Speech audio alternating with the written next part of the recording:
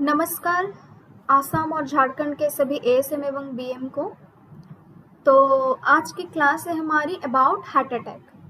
मैं आशा करती हूँ आप लोग के पास एक कॉपी और पेन होगा जिसमें आप अपना इम्पोर्टेंट पॉइंट्स वगैरह सब लिख के रखेंगे।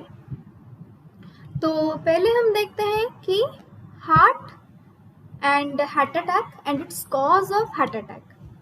तो हार्ट अटैक क्या है? ये प्राइमरीली कॉज्ड होता है सीएडी के द्वारा। सीएडी क्या है? Coronary artery disease. तो हम सभी को पता है कि हार्ट में आर्टरीज होते हैं, वेन्स होते हैं, आओर्टा होता है और ऐसा सब होता है।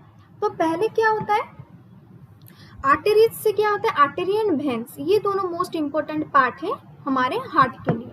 आर्टरीज में क्या होता है, हार्ट से ब्लड ले जाती है। ये क्या करता है, हार्ट से ब्लड को लेके हमारे सभी बॉडी पार्ट्स में पहुंचाता है।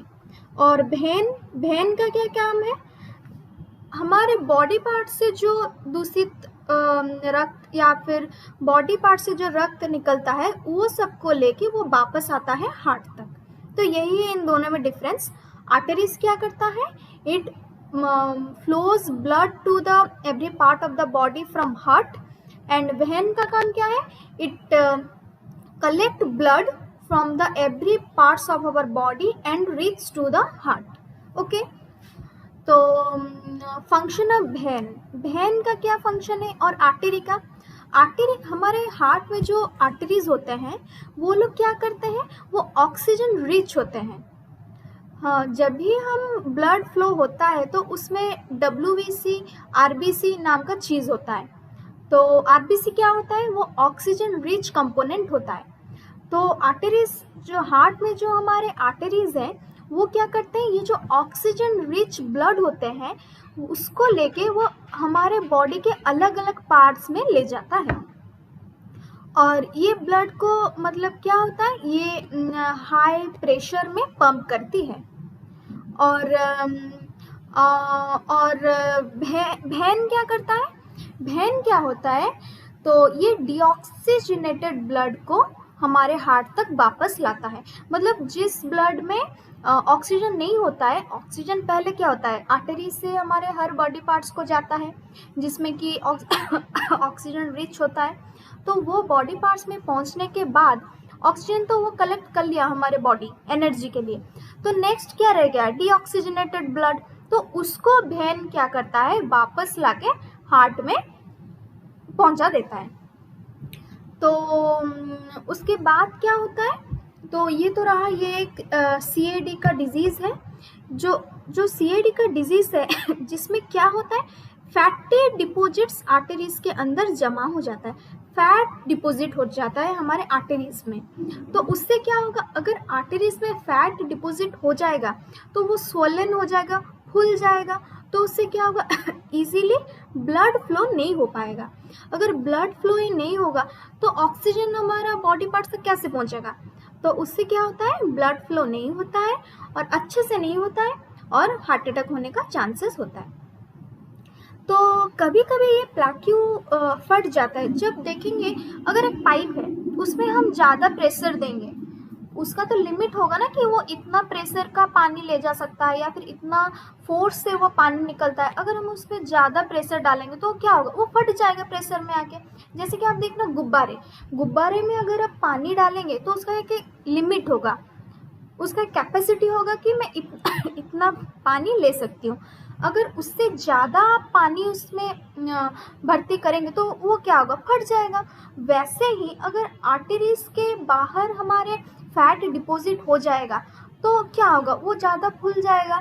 तो ज़्यादा फूल जाने से वो फट जाता है, जिससे क्या होता है, जो और ब्लड फ्लो हार्ट तक सही से नहीं पहुंचता है। ठीक है, तो क्या होता है, इससे भी हार्ट अटैक होने का चांसेस होता है। तो नेक्स्ट क्या है, हार्ट अटैक का कारण आर्टरी स्पैज्म भी हो सकता है। स्पैज्म क्या क्या है, आर्टरीज का सिकुड़ना। एक तो गया प्लाक्यू हो जाता है, मतलब वो फूल जाता है, और एक है सिकुड़ जाना, मतलब वो छोटा नैरो हो जाता है। अगर आर्टरीज नैरो हो जाएगा, पतला हो जाएगा, तो उससे उसके अंदर से ब्लड फ्लो कैसे होगा, slow slow but blood flow होगा, जिस रेट से ब्लड फ्लो होना चाहिए उसी रेट से नहीं होगा, तो उसकी वजह से भी हार्ट अटैक हो सकता है। तो इसके दूसरे भी मतलब फैक्टर्स है, जैसे कि diabetic, blood high blood pressure, smoking, इसके वजह से भी हार्ट अटैक होने का बहुत सारे चांसेस है। तो इसके बाद हम देखेंगे कि इसका मैकेनिज्म कैसा है, मतलब कैसे हार्ट अटैक होता है। तो पहले तो हम पढ़े कि यह है coronary artery disease. Heart attack is the coronary artery disease, मतलब क्या है, CAD। तो ये क्या है ना, ये एक हार्ट अटैक का सबसे कॉमन कारण है। जब कोरोनरी आर्टरीज के अंदर कोलेस्ट्रॉल व फैट जम जाता है तो क्या होता है, वो प्लाक्यू बन जाता है। मतलब मैं जब बोली कि आर्टरीज के बाहर एक लेयर हो जाता है तो वो फूल जाता है। तो इससे क्या होता है, अगर आर्टरीज फूल जाता है, स्वेलन हो जाता है, तो क्या होता है, ब्लड फ्लो कम जाता है। ब्लड कम, जितना रेट से या अमाउंट से ब्लड जाना चाहिए उतना नहीं जा पाता है। तो इससे क्या होगा, हमारे जो मसल है उसको ऑक्सीजन नहीं मिलेगी। तो अगर मसल को ऑक्सीजन नहीं मिलेगा तो वो पंपिंग कैसे करेगा, अगर पंपिंग नहीं कर पाया तो ऑब्वियसली हार्ट अटैक हो सकता है। तो ये रहा CAD का मैकेनिज्म, मतलब CAD से कैसे हमें हार्ट अटैक का होने का चांसेस है। नेक्स्ट है प्लैक्यू रप्चर एंड क्लॉट फॉर्मेशन। तो इसमें क्या, कभी कभी ये प्लैक्यू फट जाता है। मैं जब बोली कि अगर ज़्यादा प्रेशर होगा उस पर, अगर वह स्वेलन हो गया है और ब्लड उस पर ज़्यादा प्रेशर डाल रहा है कि मैं इतने अमाउंट से फ्लो करूँगी, तो वो क्या, वो फट जाता है। जब ये होता है तो उस जगह पर ब्लड क्लट हो जाता है, थक्का मार के रह जाता है। तो अगर ये ब्लड पूरी तरह से आर्टरी को ब्लॉक कर देता है तो जिससे क्या होता है कि हमारे हार्ट का जो खून है वो मतलब किसी हिस्सों में नहीं पहुंच पाता है, तो इससे भी हार्ट अटैक आता है। तो नेक्स्ट क्या है, लास्ट, कोरोनरी आर्टरी स्पैज्म। तो ये क्या है, ये मतलब कुछ केसेस में कोरोनरी आर्टरी अचानक बहुत ज़्यादा सिकुड़ जाता है, ये मतलब कुछ केसेस में होता है। तो इसमें क्या होता है, मतलब अचानक से देखेंगे कि आपके आर्टरी सिकुड़ गया, मतलब वो नैरो हो गया है, तो इससे क्या होता है, टेम्पररीली ब्लड फ्लो रुक जाता है। अगर आप लोग का ब्लड फ्लो ही रुक जाएगा तो आपके बॉडी ऑर्गन के पास से ऑक्सीजन नहीं पहुंचेगी, तो उससे क्या होगा, अगर ये स्पैज्म ज़्यादा देर तक रहे तो भी हार्ट अटैक का हार्ट में जो मसल होता है वो डैमेज हो जाता है, तो उससे क्या होता है, हार्ट अटैक हो सकता है। तो मैं आशा करती हूँ कि आप लोग ये समझ पाए हैं कि ये मैकेनिज्म ऑफ हार्ट अटैक क्या है। पहला आया था CAD, coronary artery disease. Next आया plaque rupture and clot formation, and next आया कोरोनरी आर्टरी स्पैज्म। तो नेक्स्ट हम देखेंगे डिफरेंट टाइप्स ऑफ टेस्ट। अगर आप लोग को हार्ट अटैक आया है तो आपको पता कैसे चलेगा कि मुझे हार्ट अटैक ही हुआ है, तो आपको टेस्ट करना पड़ेगा। तो इसके लिए डिफरेंट टाइप ऑफ टेस्ट है। क्या है, पहला blood test, chest X ray, echocardiogram, cardiac CT scan, cardiac MRI, angiogram and stress test. तो एक एक को हम देखेंगे। तो पहला है ब्लड टेस्ट। ब्लड टेस्ट से क्या होता है, मतलब ब्लड टेस्ट से हार्ट अटैक के समय रिलीज होने वाले एंजाइम जैसे कि ट्रोपोनिन और CKMB चेक किया जाता है, जिससे क्या होता है, उन लोग का एक लेवल होता है, उनका लेवल बढ़ जाने से अगर बढ़ गया होगा हमारे बॉडी में तो पता चलता है कि हार्ट मसल डैमेज हुआ है। तो इसी तरह ही हम ब्लड टेस्ट करके जान सकते हैं कि हम लोग को हार्ट अटैक होगा या फिर नहीं। तो नेक्स्ट है चेस्ट एक्सरे।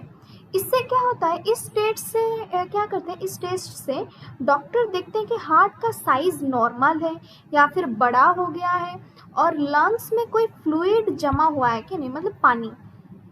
तो चेस्ट एक्सरे से क्या होता है, तो उससे क्या होता है, वो देखते हैं कि हमारे हार्ट का तो एक नॉर्मल साइज होगा ना, अगर उससे बड़ा हो गया होगा तो कुछ प्रॉब्लम होगा, और फिर अगर लंग्स में भी पानी जम गया होगा तो उससे भी प्रॉब्लम होगा। तो ये सब टेस्ट करके हम मतलब कुछ दूर तक समझ सकते हैं कि हम लोग के हार्ट अटैक का प्रॉब्लम रह सकता है। तो नेक्स्ट आया क्या, इकोकार्डियोग्राम। इससे क्या होता है, ये मतलब अल्ट्रासाउंड जैसे टेस्ट है जिसमें कि साउंड वेव से हार्ट का चैम्बर और वाल्व्स की मूवमेंट देखी जाती है। हमारा हार्ट जब पंप करता है तो वो दो साउंड निकलता है, एक लब और एक डब, लब डब।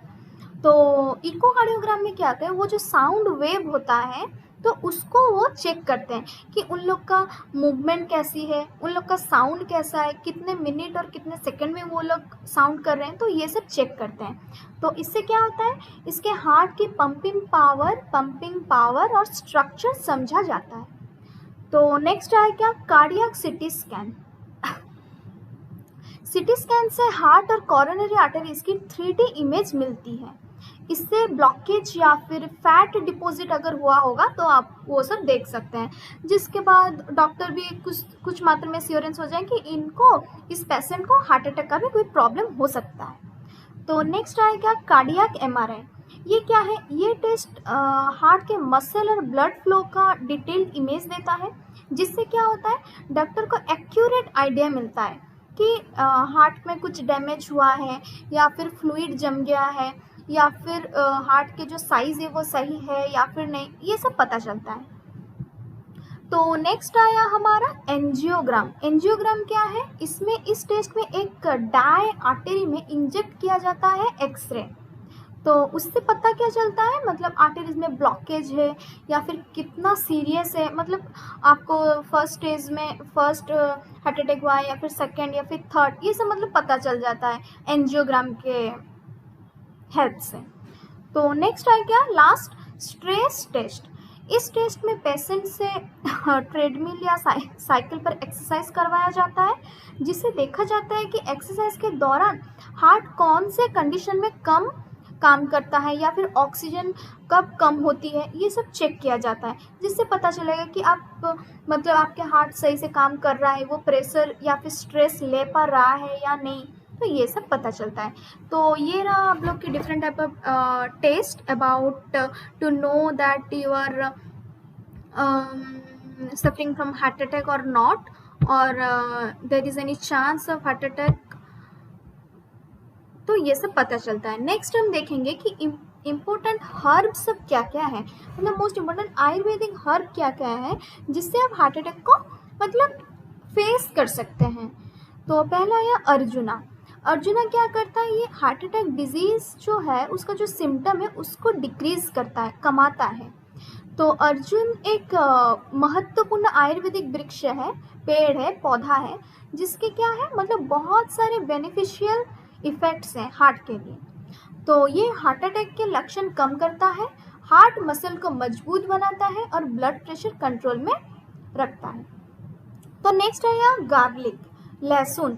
लहसुन क्या करता है, ये कोलेस्ट्रॉल को कम करता है, जिससे क्या होता है आर्टरीज में ब्लॉकेज नहीं होता। अगर कोलेस्ट्रॉल या फिर फैट हमारे बॉडी में कम रहेगा तो वो ब्लॉकेज नहीं कर पाएगा, तो ये ब्लड सर्कुलेशन को भी इम्प्रूव करता है और हार्ट अटैक के रिस्क को भी कम करता है। नेक्स्ट है यह गूगल। ये क्या है, ये एक आयुर्वेदिक रेजिन है जो कार्डियोवास्कुलर डिजीज में बहुत उपयोगी है। ये कोलेस्ट्रॉल और ट्राइग्लिसराइड लेवल को कम करता है, जिससे हार्ट हेल्दी रहता है। तो नेक्स्ट आया हल्दी। ये तो आप सब लोग की कंज्यूम करते होंगे। तो हल्दी क्या है, हल्दी में एंटी इन्फ्लामेटरी और एंटीऑक्सीडेंट गुण होते हैं। तो ये क्या करता है, नहीं ये आर्टरीज में जो प्लैक्यू जम जाता है, प्लैक्यू मतलब क्या, वो फूल जाता है, तो उसको ये रोकता है, क्योंकि इसका एंटी इन्फ्लामेटरी मतलब एंटी इन्फ्लामेटरी फैक्टर सब है। तो और ये ब्लड क्लॉट बनने से भी बचाता है, मतलब जिसको बोलते हैं एंटी थ्रोम्बोटिक। तो नेक्स्ट है हमारा सिबोक्थॉन। सिबोक्थॉन क्या करता है, ये एक हार्बल प्लांट है जिसमें विटामिन सी और ओमेगा फैटी एसिड्स होते हैं। तो ये क्या करता है, ये हार्ट के जो टिश्यू होते हैं, हमारे हार्ट में तो टिश्यू होंगे ना, तो वो टिश्यू को रिपेयर करता है और ओवरऑल कार्डियोवास्कुलर हेल्थ के लिए भी बेनिफिशियल है। तो नेक्स्ट है हमारा stem cell. Stem cell therapy क्या होता है, हार्ट फेलियर के लिए एक एडवांस्ड केसेस में यूज़ होता है।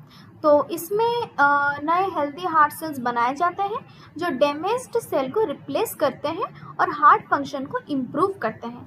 तो ये दोनों बहुत इंपॉर्टेंट है। पहला तो seabuckthorn and stem cell. Stem cell जाता है हमारे एडवांस्ड केसेस के लिए, मतलब ये अभी एडवांस टेक्नोलॉजी है या फिर एडवांस ट्रीटमेंट है। तो मैं आशा करती हूँ कि आप लोग समझ पाए हैं कि what is heart attack cause, mechanism of heart attack, different types of test and last important heart for heart failure. तो आज के लिए इतना ही, धन्यवाद।